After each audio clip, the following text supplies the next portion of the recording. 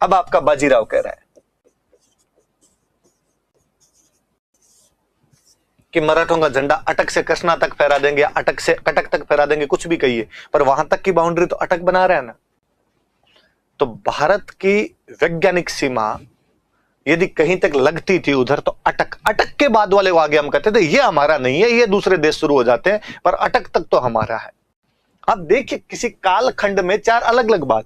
1153 के आसपास विग्रहराज चतुर्थ अपने दिल्ली शिवालिक स्तंभ में कहते हैं मैंने तुर्कों को हराकर अटक पार भगा दिया है, मैं चाहूंगा कि मेरे उत्तराधिकारी उनको अटक से इधर नहीं आने दे।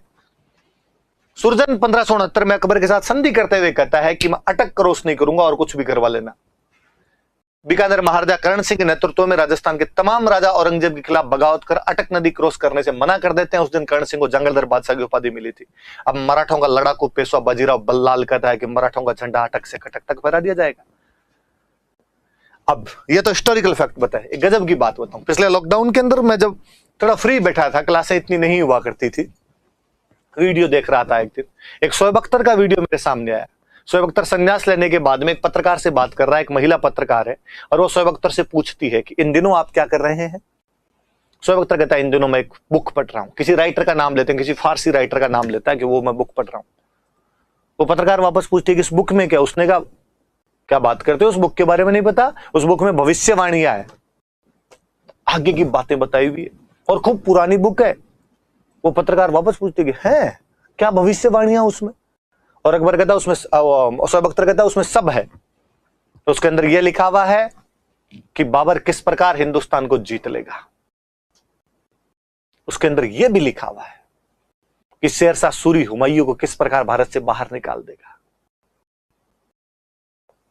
उसने कहा ये पहले उस टाइम लिख दिया था कि हाँ, उसमें यह भी लिखा हुआ है कि किस प्रकार पाकिस्तान बनेगा। उसमें तो यह भी लिखा हुआ है कि 65 के युद्ध में हम कैसे जीतेंगे। और पाकिस्तान आज भी मानता है कि 1965 में पाकिस्तान जीता था, भारत नहीं जीता था। तो 65 की जंग का भी पूरा वर्णन है। उसमें यह भी लिखा हुआ है कि एक दिन हम कश्मीर पे कब्जा कर लेंगे, और कश्मीर पे कब्जा करने के बाद पूरे हिंदुस्तान पे कब्जा कर लेंगे। आमीन। पत्रकार कहती बड़ी रोचक जानकारी है, गजवा हिंद का पूरा जिक्र है इसमें।